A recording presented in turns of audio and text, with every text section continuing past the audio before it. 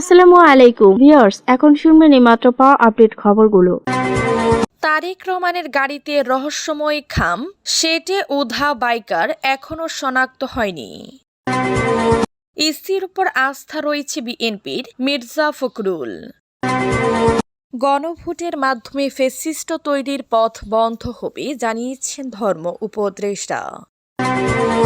সাকসু নির্বাচন বন্ধ হলে দেশব্যাপী লাগাতার কর্মসূচির হুমকি ছাত্র শিবিরের। গণভোট রাষ্ট্রের সাংবিধানিক কাঠামোর মধ্যে আমূল্য পরিবর্তন আনবে জানিয়েছেন ফারুকী আজম। ফোনালাপ অস্ত্র হাতে আমার ছবি দেখলে নেত্রী যেন রাগ না করেন জানিয়েছেন ওবায়দুল কাদেরকে শামীম ওসমান। তারেক রহমানের গাড়িতে রহস্যময় খাম, সেটে উধাও বাইকার এখনও শনাক্ত হয়নি। রাজধানীর গুলশানে বিএনপি চেয়ারম্যান তারেক রহমান এর গাড়ি বহরে ঢুকে তার চলন্ত বুলেট প্রুফ গাড়িতে টেপ দিয়ে একটি সাদা খাম লাগিয়ে দ্রুত পালিয়ে যাওয়ার ঘটনা ঘটেছে। তবে ঘটনার কয়েকদিন পেরিয়ে গেলে ওই মোটর সাইকেল আরোহীকে এখনও শনাক্ত করতে পারেনি পুলিশ।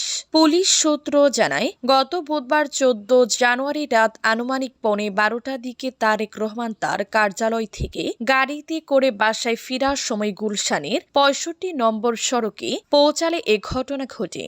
ওই সময় তারেক রহমান গাড়িতেই ছিলেন। একটি মোটর সাইকেলে আসা ব্যক্তি হঠাৎ করে গাড়ি বহরের ভিতরে ঢুকে তার গাড়ির গায়ে স্কচ টেপ দিয়ে একটি সাদা খাম সেটে দিয়ে দ্রুত ঘটনাস্থল ত্যাগ করেন। এতে গাড়ি বহরের নিরাপত্তা ব্যবস্থা নিয়ে সংশ্লিষ্টদের মধ্যে উদ্বেগ তৈরি হয়েছে। ইসির উপর আস্থা রয়েছে বিএনপির, জানিয়েছেন মির্জা ফখরুল।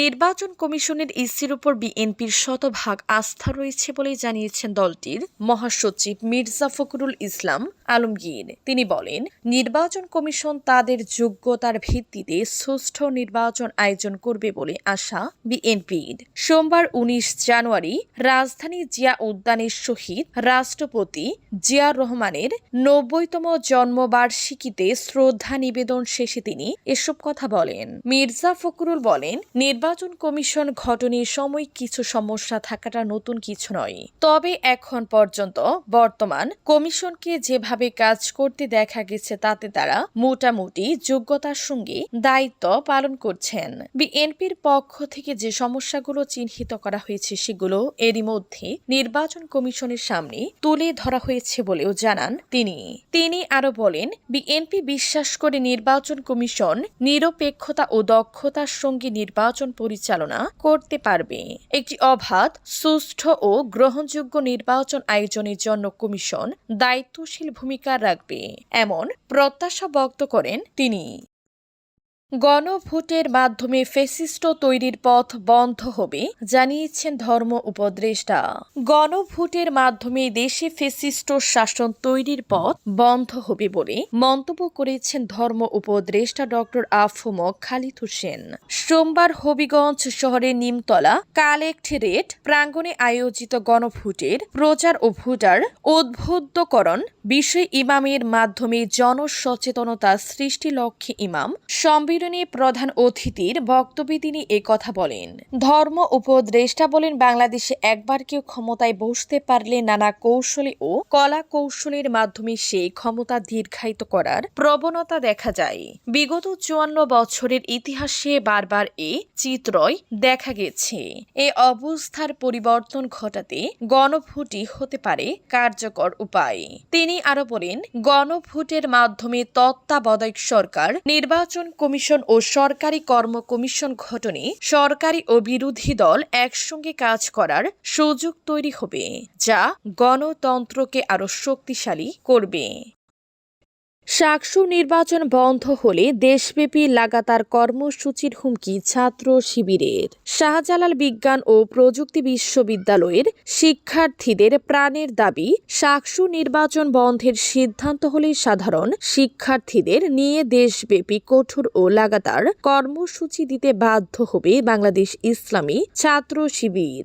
সোমবার 19 জানুয়ারি দুপুরে রাজধানীর পুরানা পল্টনে কেন্দ্রীয় কার্যালয়ে নির্ধারিত সময় ইসলামী সাক্ষ্য বাস্তবায়নের দাবিতে অনুষ্ঠিত সংবাদ সম্মেলনে সংগঠনটির সভাপতি নুরুল ইসলাম সাদ্দাম এ কথা জানান।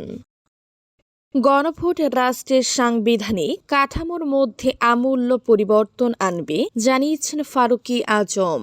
মুক্তিযুদ্ধ বিষয়ক দুর্যোগ ব্যবস্থাপনা ও ত্রাণ মন্ত্রণালয়ের দায়িত্বপ্রাপ্ত উপদেষ্টা ফারুকী আজম বীর প্রতীক বলেছেন, গণভোটের প্রেক্ষিতে আগামীতে যে নির্বাচন আমরা করতে যাচ্ছি সে নির্বাচনে যে সরকার আসবে সেই সরকার আগের মতো কখনো স্বৈরাচারী সরকার হতে পারবে না। কারণ গণভোটে নির্বাচন করে দিবে কি ধরনের চরিত্রের সরকার আমাদের হবে। গণভোটে কেউ লাভবান বা কেউ ক্ষতিগ্রস্ত হবে না। গণভোট রাষ্ট্রের সাংবিধানিক কাঠামোর মধ্যে আমূল্য পরিবর্তন আনবে। নির্বাচিত হয়ে সরকার যেমন ইচ্ছে তেমন করতে পারবে না। সোমবার 19 জানুয়ারি সকাল 9:30টায় জয়পুরহাট জেলা প্রশাসকের সম্মেলন কক্ষে আয়োজিত আসন্ন ত্রয়োদশ জাতীয় সংসদ নির্বাচন ও গণভোট বিষয়ে মতবিনিময় সভায় প্রধান অতিথির বক্তব্যে তিনি এসব কথা বলেন। মতবিনিময় সভায় জুলাই সনদ বা গণভোট সম্পর্কে মানুষকে সচেতন করার আহ্বান জানিয়ে উপদেষ্টা বলেন, বর্তমান সরকার কারো পক্ষে নয়, আমরা দেশের ভালোর জন্য কাজ করছি। এই দেশটা আমাদের সকলের, সকলে মিলে আমরা ভালো চাইলে অবশ্যই দেশ ভালো হবে। মতবিনিময় সভায় সভাপতিত্ব করেন জেলা প্রশাসক আল মামুন মিয়া। এ সময় উপস্থিত ছিলেন পুলিশ সুপার মিনা মাহমুদা, জেলা পরিষদের প্রধান নির্বাহী সরকার মোহাম্মদ রাইহান, জেলা নির্বাচন কর্মকর্তা মাহমুদ হাসান সহ অন্যরাও। এতে অংশ নেন জেলা পর্যায়ের সরকারি বিভিন্ন দফতরের প্রধান কর্মকর্তা, নির্বাচন সংশ্লিষ্ট কর্মকর্তা ও গণমাধ্যম কর্মীরা। অস্ত্র হাতে আমার ছবি দেখলে নেত্রী যেন রাগ না করেন জানিয়েছেন ওবায়দুল কাদেরকে শামীম ওসমান। পুলিশ কিছু করতে পারছিল না, সাহায্য চাইছে, আমাকে অস্ত্র হাতে নিতে হয়েছে, আমি আর অস্ত্র ছাড়া মুভ করতে পারছি না, এমন বক্তব্য উঠে এসেছে নারায়ণগঞ্জ 4 আসনের সাবেক সংসদ সদস্য শামীম ওসমান ও নিষিদ্ধ কার্যক্রমের আওতায় থাকা আওয়ামী লীগের সাধারণ সম্পাদক ওবায়দুল কাদের মধ্যকার একটি ফোনালাপে। 24 জুলাই আন্দোলন চলাকালে আন্দোলন দমন প্রসঙ্গে তাদের এই ফোনালাপের অংশ আন্তর্জাতিক অপরাধ ট্রাইব্যুনালে তুলে ধরেছে প্রসিকিউশন। সোমবার 19 জানুয়ারি নারায়ণগঞ্জে সংঘটিত মানবতা বিরোধী অপরাধের মামলার শুনানিতে প্রসিকিউশনের পক্ষ থেকে শামীম ওসমান ও ওবায়দুল কাদেরের কথোপকথনের অংশ পড়ে শোনানো হয়। ফোনালাপে শামীম ওসমানকে পড়তে শোনা যায় তিনি নারায়ণগঞ্জে অস্ত্র ব্যবহার করে পরিস্থিতি নিয়ন্ত্রণ করেছেন। এরপর পরে চিটাগাং রুট খালি করার কথা জানান। একই সঙ্গে তিনি বলেন, অস্ত্র হাতে তার ছবি দেখলে নেত্রী অর্থাৎ সাবেক প্রধানমন্ত্রী শেখ হাসিনা যেন রাগ না করেন।